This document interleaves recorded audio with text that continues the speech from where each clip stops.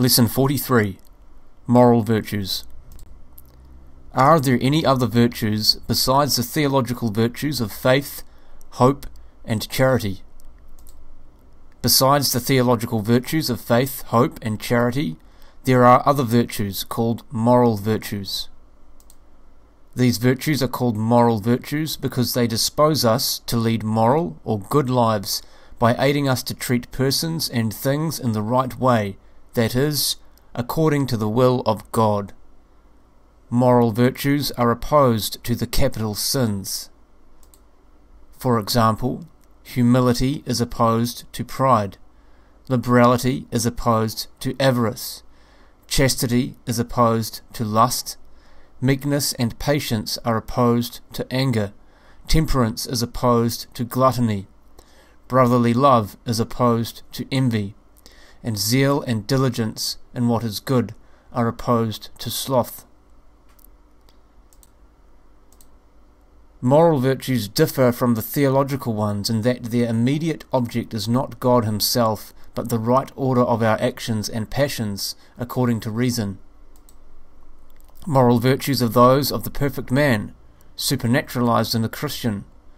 The theological virtues are those proper to men whom grace has raised to the status of children of God.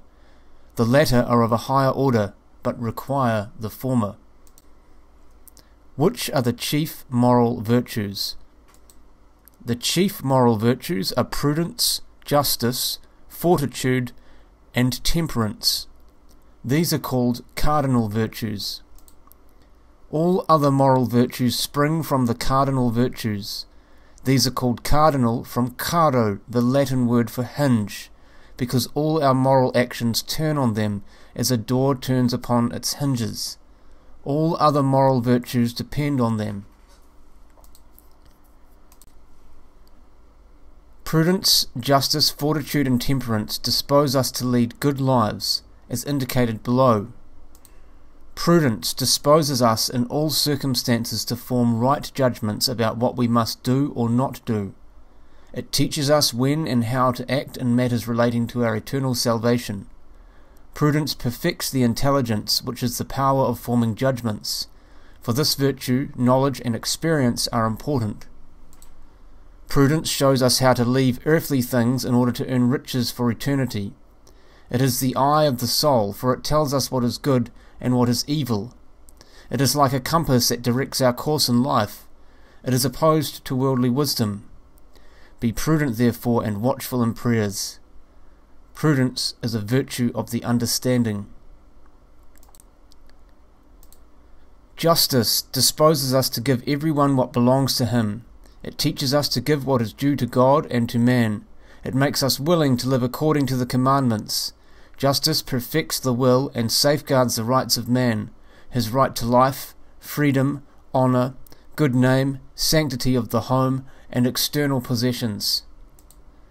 The just man is an upright man. He gives to everyone his due. He gives God worship, the authorities, obedience, his subordinates, rewards and punishments, and his equals, brotherly love. Render to all men whatever is their due. Tribute to whom tribute is due, taxes to whom taxes are due, fear to whom fear is due, honor to whom honor is due. Fortitude disposes us to do what is good in spite of any difficulty. It gives us strength to do good and avoid evil in spite of all obstacles and afflictions. We possess fortitude when we are not hindered by ridicule, threats, or persecution from doing what is right, when we are ready, if necessary, to suffer death. The greatest fortitude is shown by bearing great suffering rather than undertaking great works. No saint was ever a coward. The martyrs had fortitude. Temperance disposes us to control our desires and to use rightly the things which please our senses. It regulates our judgment and passion so that we may make use of temporal things only insofar as they are necessary for our eternal salvation. We have temperance when we eat and drink only what is necessary to sustain life, preserve health, and fulfill our duties. We should strive to be like St. Francis de Sales, who said, I desire very little, and that little I desire but little. However, temperance does not consist in refusing or denying ourselves what is necessary, thus unfitting ourselves for good works. Some other moral virtues. Filial piety and patriotism, which dispose us to honour, love and respect our parents and our country. It is, however, no virtue but a sin if we are so prejudiced in favour of our parents that we find no good in others, or if we are so patriotic that we see no good in other nations. The division and mutual antagonisms of nations and peoples in which certain ones profess to find themselves as superior can certainly not please God. From them come war and revenge. God is Father of all nations and peoples, without exception. Obedience, which disposes us to do the will of our superiors. Obedience consists not only in doing what is commanded by our superior, but in being willing to do what is commanded. One who grumbles and murmurs while doing what his mother asks him to do is not obedient. Obedience is a virtue only when one subjects his will to that of another for God's sake, not for material or natural motives. Christ is the model of obedience, for he obeyed completely and lovingly, even to the death of the cross. Veracity, which disposes us to tell the truth. We should always be truthful, as children of God, who is truth itself. Veracity, however, does not require us to reveal secrets, or to reply to questions about which the questioner has no right to ask. In cases such as these, we should either remain silent, or return an evasive answer. Wherefore, put away lying and speak truth, each one with his neighbour, because we are members of one another. Patience, which disposes us to bear up under trials and difficulties.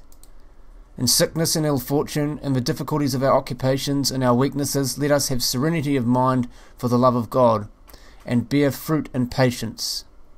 Be patient in tribulation, persevering in prayer. Besides these, there are many other moral virtues. Religion is the highest moral virtue, since it disposes us to offer to God the worship that is due him. Religion is classed under the virtue of justice.